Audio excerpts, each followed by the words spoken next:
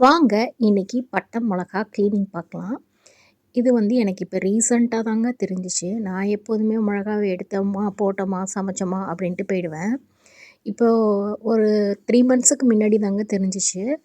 இது மாரி வந்து இதில வந்து ஃபங்கஸ் மாரி இருக்கும். அத யூஸ் பண்ணக்கூடாது அப்படின்ட்டு.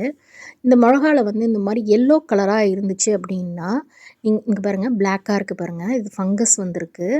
இந்த மாரி எல்லோ கலரா இருந்துச்சுன்னா, நீங்க வந்து கிள்ளி அதாவது மொளகாவ உடைச்சு, இல்லன்னா இந்த மாதிரி வந்து சிசர்ல கட் பண்ணி, உள்ளார வந்து எதுவும் ஃபங்கஸ் இருக்கா என்னான்ட்டு பார்த்துக்குங்க. அந்த மாரி ஃபங்கஸ் இருந்தத யூஸ் பண்ணீங்க அப்படின்னா, கேன்சர் வரும்ன்ட்டு சொல்றாங்கங்க. ஸோ இந்த மாரி எல்லோவா நல்ல கலரா ஒரே ஈவன் கலரா இருந்ததுன்னா ஒண்ணும் பிரச்சனை கிடையாது. எல்லோ அங்கங்க இருந்துச்சுன்னா எடுத்து பாருங்க. இப்ப பாருங்க, இதில வந்து எவ்வளோ ஃபங்கஸ் வந்து இருக்கு பாருங்க. இவ்வளோ மொளகாலையும் 1 தாங்க வந்தது. மத்த எல்லா மிளகாவுமே நல்லா தாங்க இருந்தது. இந்த மாரி எல்லோவா பழுப்பு கலர்ல இருந்துச்சு அப்டின்னா, கண்டிப்பா செக் பண்ணிட்டு யூஸ் பண்ணுங்க. நான் இப்ப எல்லாத்தையுமே செக் பண்ணிட்டு தாங்க இப்ப 2, 3 மாசமா நான் அப்படிதான் யூஸ் பண்ணிட்டு இருக்கேன். இந்த வீடியோ வந்து போடணும் அப்டின்ட்டு நெனச்சுட்டு இருந்தேங்க. இப்ப தான் என்னால போட முடிஞ்சுச்சு. நான் இப்போ பூண்டு சட்னிக்கு வேணுங்கிற மொளகாவ எல்லாத்தையும் கிளீன் பண்ணி எடுத்துக்கிட்டேங்க. அதே மாதிரி பூண்டு வந்து தோல் உரிக்காம போடுறீங்க அப்படின்ட்டு சொன்னாங்க. நான் வந்து மேல் உள்ள காம்பு மட்டும் தாங்க எடுப்பேன். பூண்டு வந்து தோலோட யூஸ் பண்ணலாம். அ அதேவே வந்து இஞ்சி தாங்க தோலோட யூஸ் பண்ணக்கூடாது. நான் இப்ப தோல உரிக்காம 300 கிராம் பூண்டு எடுத்திருக்கேங்க. இது வந்து மலை பூண்டுங்க. அப்புறம் வந்து 50 கவுண்ட்ல வந்து 50 வந்து மொளகா எடுத்திருக்கேன். புளி வந்து ஒரு லெமன் சைஸ் போட்டிருக்கேங்க. புளி வந்து கூட குறைச்சு போட்டுக்கலாம். நல்ல காரமா வேணும் அப்படின்னா, நெல்லிக்காய் சைஸ் அளவுக்கு புளி போட்டுக்கங்க. நல்ல புளிப்பா வேணும் அப்படின்னா, நீங்க வந்து ஒரு லெமன் சைஸ் வரைக்கும் போட்டுக்கங்க. இப்போ கொஞ்சம் கருவேப்பிலை, உப்பு போட்டுக்கிட்டேங்க. உப்பு கொஞ்சம் தூக்குதலா போடணும். எண்ணெய், கருவேப்பிலைங்க. கருவேப்பிலை வந்து நீங்க இருந்துச்சுன்னா போட்டுக்கலாம். இல்லைன்னா தேவை கிடையாது. பட் நான் கருவேப்பிலை யூஸ் பண்ணியிருக்கேன். நல்ல ஒரு பிடி கருவேப்பிலைங்க. அவ்வளோதாங்க. நல்லெண்ணெய் வந்து ஏற்கனவே ஊத்தியாச்சு. நல்லெண்ணெயிலேயே நல்லா வறுத்துக்கணுங்க. லோ ஃப்ளேமில தாங்க வச்சு வதக்கணும். நல்லெண்ணெய் நல்லா குழிக்கரண்டி 2 குழிக்கரண்டி அளவுக்கு ஊத்திக்கிங்க. லோ ஃப்ளேமில வச்சு நல்லா வதக்கி கொடுங்க. மொளகா வந்து அப்படியே கலர் லைட்டா சேஞ்ச் ஆயி, அப்படியே உப்பிக்கிட்டு வருங்க. அது அந்த அளவுக்கு வதக்குனா போதும். பூண்டெல்லாம் ரொம்ப வதக்கணும்னு அவசியம் கிடையாது. ஸோ அந்த அளவுக்கு வதக்குங்க.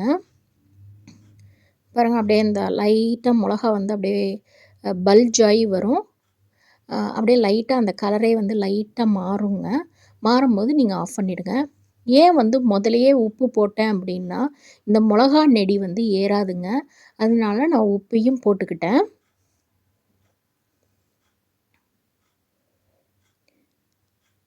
அவ்வளோதாங்க.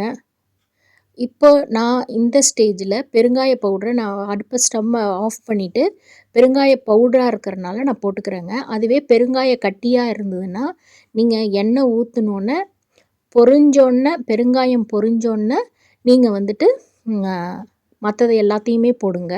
இல்லைன்னா வந்து பெருங்காய ஸ்மெல் அடிக்குங்க. கசப்பு தட்டும் அதுக்கு தான். இப்ப நல்லா வதங்கிருச்சுங்க.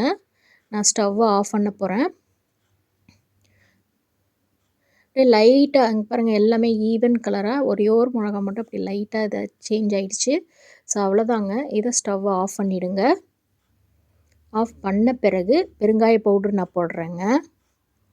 பெருங்காயம் வந்து உங்களுக்கு நல்லா தூக்குதலா குடுக்கணும்.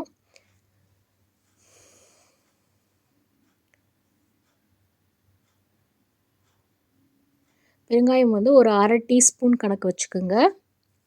போட்டாச்சு. ஸ்டவ் ஆஃப் பண்ண பிறகு தான் போட்டிருக்கேன். நல்லா பெரட்டி குடுத்துருங்க.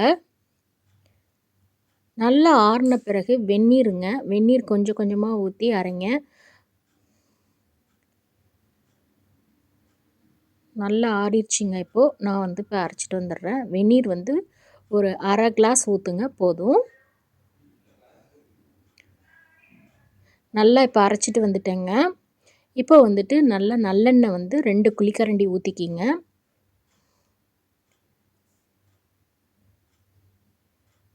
இதில கடுகு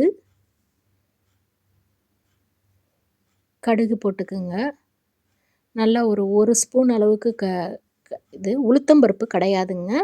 கருவேப்பிலை போட்டுக்குங்க. அரைச்சிட்டு வந்த பேஸ்ட்டை கொரன்னு அரைச்சிட்டு வந்த பேஸ்ட்டை அப்படியே வந்து நீங்கள் போட்டுருங்க. போட்டுட்டு நல்லா வதக்கணுங்க. கொஞ்சம் கூட அந்த தண்ணி இல்லாமல் எண்ணெய் அப்படியே பிரிஞ்சு வரும். கொஞ்சோண்டு வாட்டர் வந்து மிக்ஸி ஜாரை கழுவி ஊற்றிக்கிங்க. கொஞ்சமாக ஒரு 1/4 கிளாஸ் அளவுக்கு. இப்போ பார்த்தீங்க அப்படின்னா, திருப்பி அப்படியே எண்ணெய் பிரிஞ்சு அப்படியே வருங்க. அந்த பேனில் வந்து ஒட்டவே ஒட்டாது. எனக்கு இதில் வந்து கொஞ்சம் உப்பு பத்தலைங்க. நான் கொஞ்சம் உப்பு போட்டுக்கிறேன்.